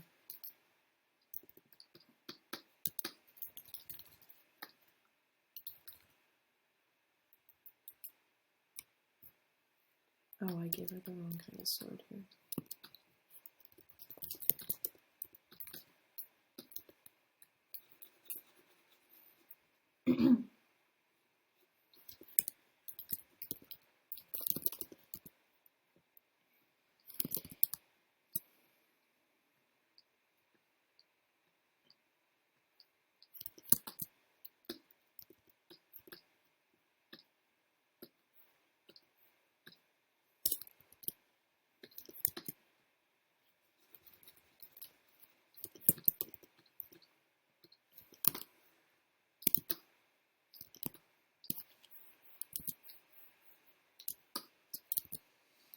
I think I'm going to go ahead and color the rest of this in Photoshop. Okay.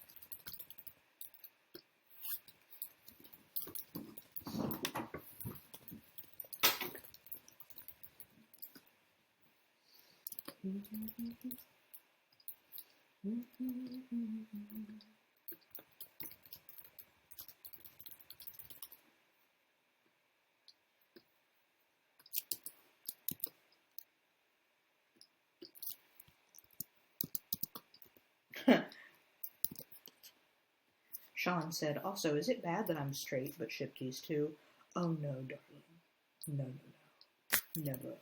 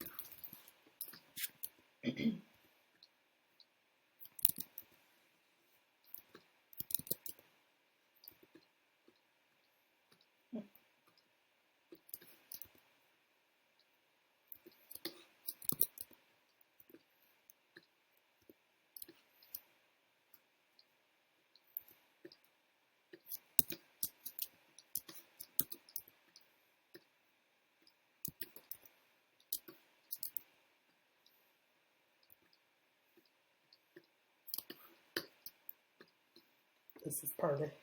Thank you.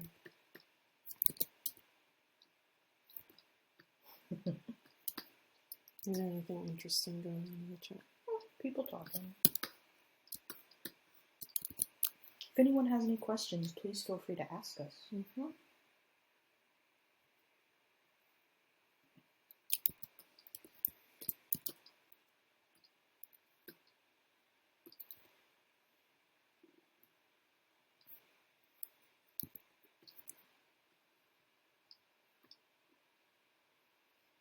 Archaic asks, have you girls watched the recent Steven Universe episodes? If so, what did you think of them?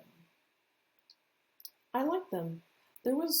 We had some, like, qualms about the last one, mostly just about how it was a bit rushed. Well, a lot of people I've talked to have felt like that, though. Really? The resolution of the cluster? Mm-hmm. Yeah. Spoilers, by the way. I was gonna say, like, Mm-hmm. Oh, there are some really good questions about Throne of Mare, but let's talk a little bit more about Steven Universe before we get to those. Like, I really liked the Super Watermelon Island episode. I thought that was cute. Poor Jasper falling into the underground. Falling into hell. We're gonna meet Toriel any moment. But let's see. The second episode, which the name of I can't remember, but the one about the cluster.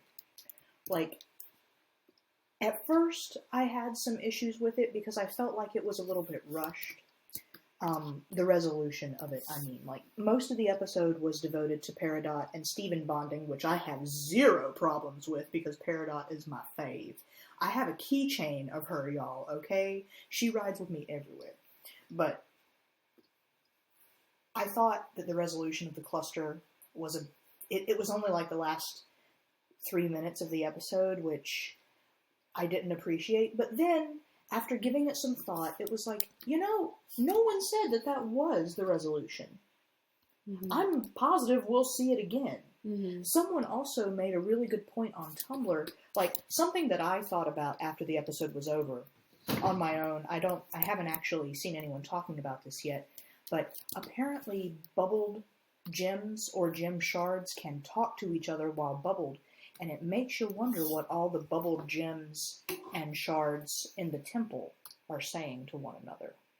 If they can speak, what kind of conversations are they having?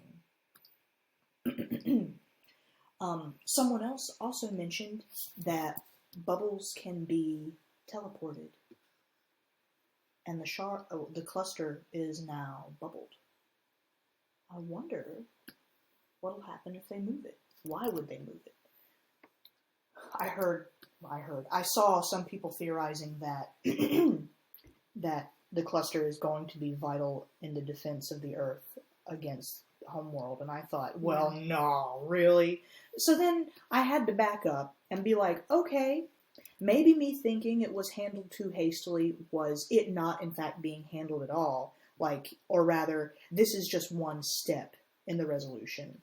Like, we will, in fact, see this again. Mm-hmm. I have to have faith in the creators.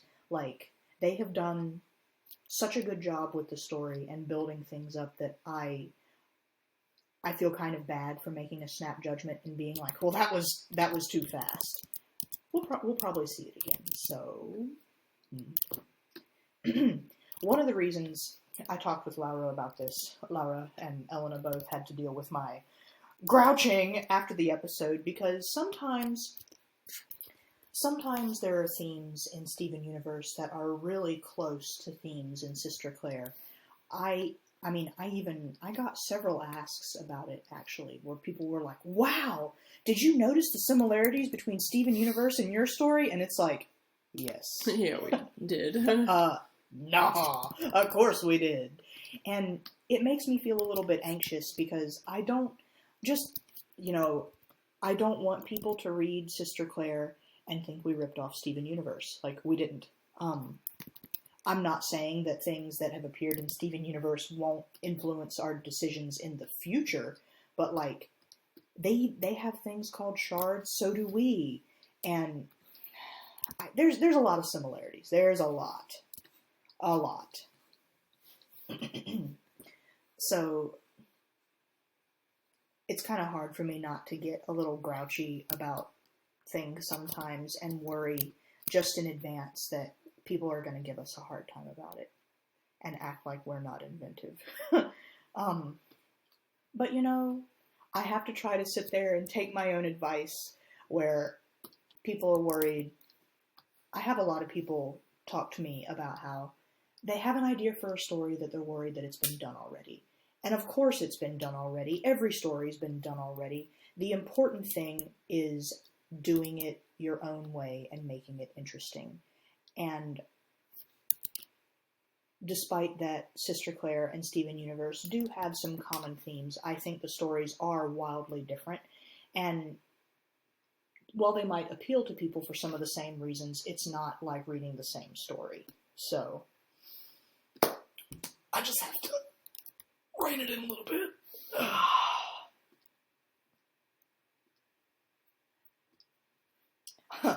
Wow High said, would you guys ever like to meet Rebecca Sugar? Yes. I know Elena really would. I would. I'm very bad at talking to people I admire face to face. Just not knowing what to say. And I wouldn't want to go up and be like, hi, I really like your stuff, runs away. Although I'm sure she gets that all the time. But I don't... We get that all the time. Yeah. I mean, not all the time, but, like, you know what it's like. Yeah.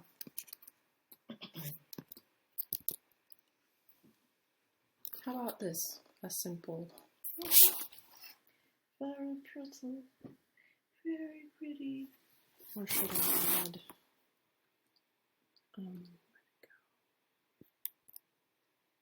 go? Yes, but let me scroll up and see if I can find those questions.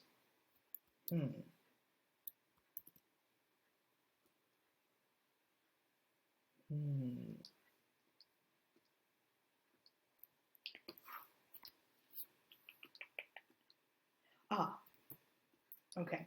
Cephalopod Queen wants to know, how old is Thronum Mare? That's a good question.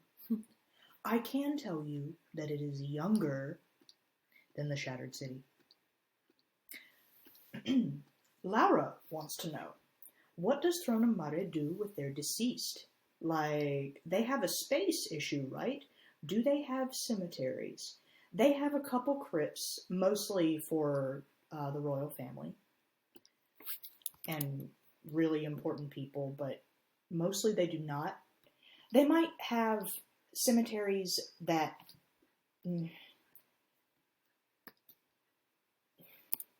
just stones with maybe ashes, but most of the time people are given to the sand, the quicksand surrounding. That's a nice way to put it. Better than throwing them overboard. Well, a lot of people think that Thronum Mare is safe because it's surrounded by water. And it is most of the time, but when the tide goes out, it's surrounded by black quicksand. And burials usually happen in the quicksand.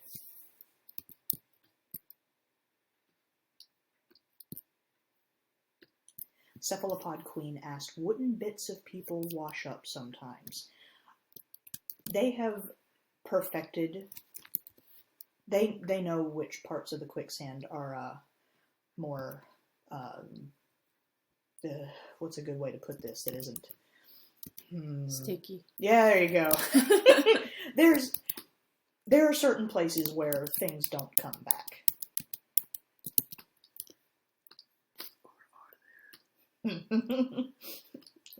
Elena, don't make that creepy face. The chat can't see it, so it's fine. They can't screen cap this horror.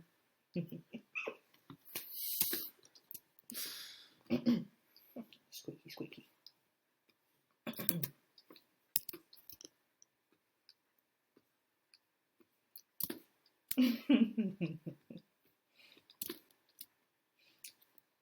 Laura said, the royal family has a crypt, does it? Does it? Yes, it does.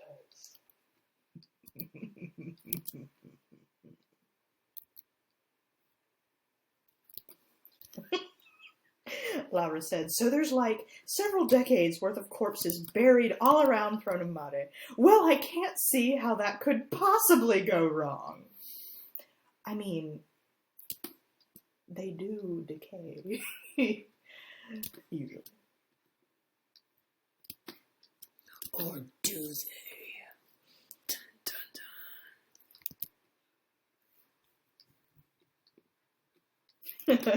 dun. Cephalopod Queen said, let's just surround our city with the dead. This can't backfire at all.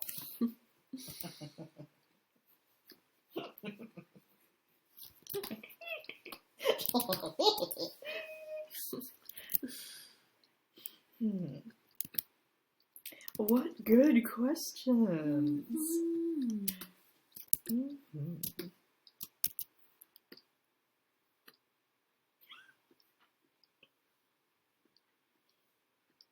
Sean said, when one pops up, poke it with a stick till it goes back down. Can you just imagine Oscar running along the beach with her sword? No! Away! have at thee!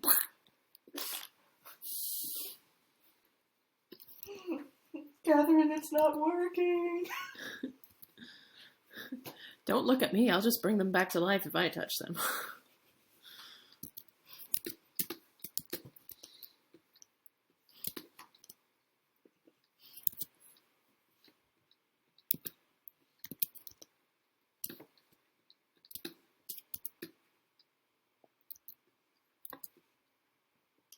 Joe says, the mass of dead bodies beneath the quicksand has to backfire somehow. I mean, the dead essentially bring despair with them. If you think about shards in Sister Claire, they are made from the pain of people that die badly. Now, not to say that some people in Throne of Mare don't die badly, because, you know, death sucks. Shit happens. Yeah, shit happens. Someone had a really bad day with the lettuce cart, okay? But, at the very last day. But no, really, Throne of Mare is a thriving city, and I would say that, in general, lots of people are happy there. There's a reason it's successful.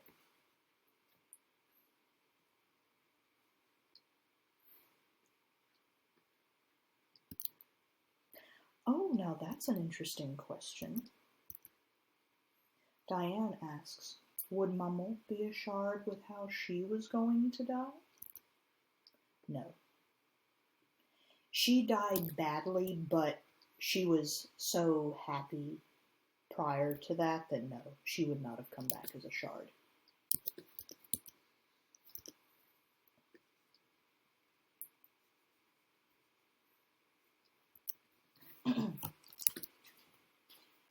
Then again, I think that there are cases where if a whole, city is wiped out by disease or something, they will make a shard. Yeah. Yeah. I guess you could think of it this way.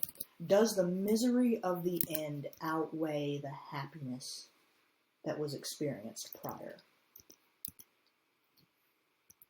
If you have to watch all of your loved ones die horribly, and then you yourself get sick and die.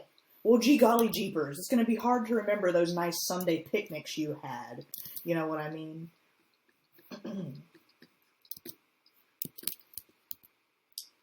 Sean asks, creators, how deep is the quicksand? It really depends on where you're asking about. In some places, fathoms.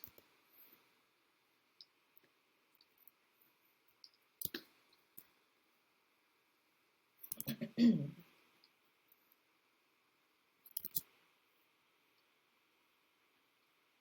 interesting tidbit about Throne and Mare. The land there drops off very, very sharply.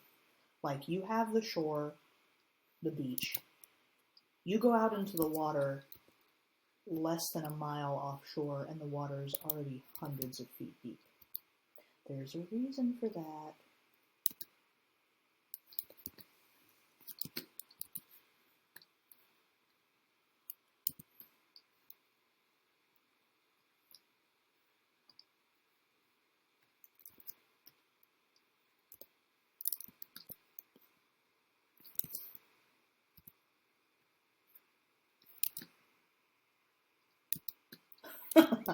Scaled Ceci said, Throne of Mare is actually Death Mountain.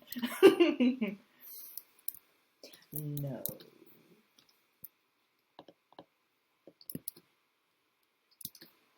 Black Cat! What an interesting question! Was the land where Throne of Mare is naturally formed, or was it created by someone? That's a good question. I can tell you that there are things in the natural world that are very reminiscent of what Throne of Mare is.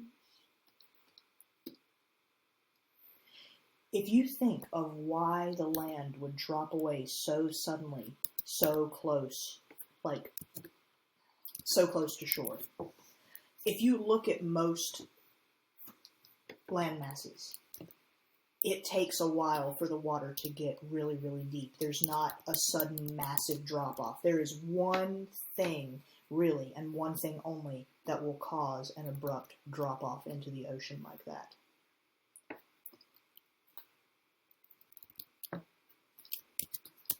And we visited it last winter.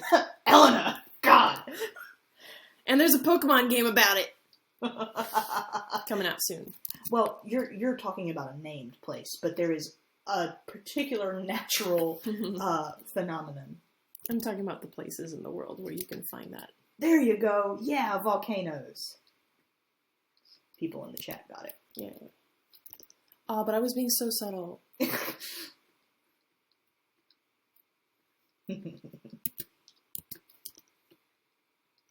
There have been people who have talked a lot about volcanoes, though, in reference to Throne of Mare because of the black sand. Mm-hmm, yeah. The sand ain't black because of the volcanoes, darling.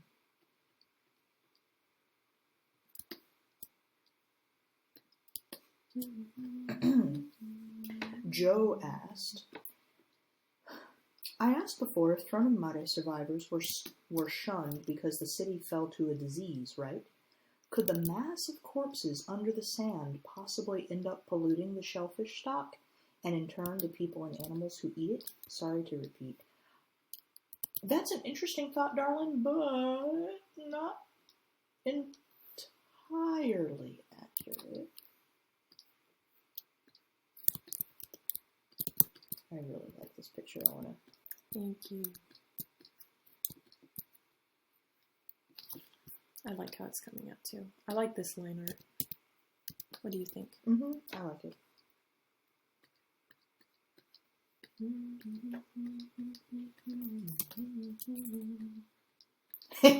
Laura said, why is the sand black? Is it going through an emo phase? Kylo Ren designed it. Which is basically the same thing. Ryan's right. Ryan said, sand from volcanic rock is commonly black. Ground up obsidian. Yes. Yeah.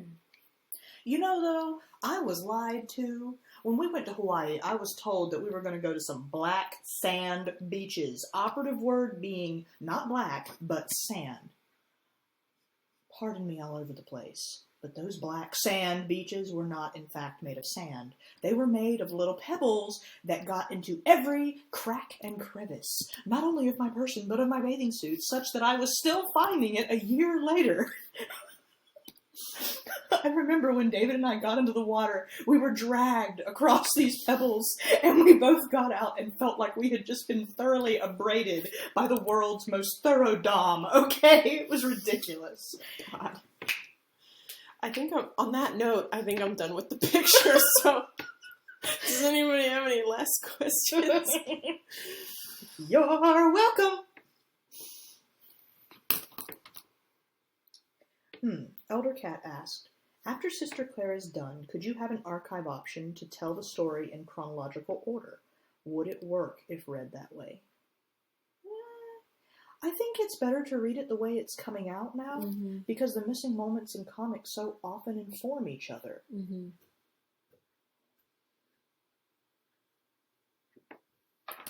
I'm sure some intrepid fan looks at Laura would be glad to dedicate several weeks to reformat the entire story to be in chronological order. I'll probably do it, in all honesty. Like, I'm not going to make someone else suffer that task. I'll do it. Laura, you like hard work. Laura has actually, helped out with so much stuff. I know. Laura's indispensable. You are, Laura. But I will say that reading the story in chronological order after it's finished is indeed something that could be done, and I will probably arrange it that way. Just like a lot of people have, like after Brian Jakes finished writing the Redwall books, people would put them in chronological order, but it's fine to read them out of order. I think it's a little bit more interesting to discover the story that way, personally.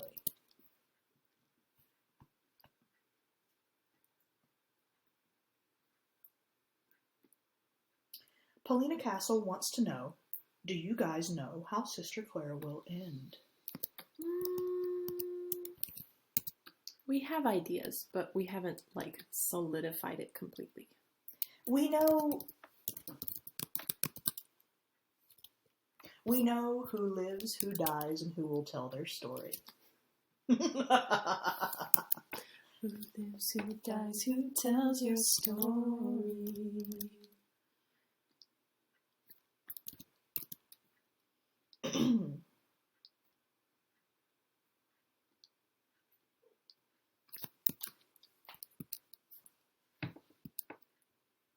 Elder Cat wants to know, do you know how long you have left about of the story?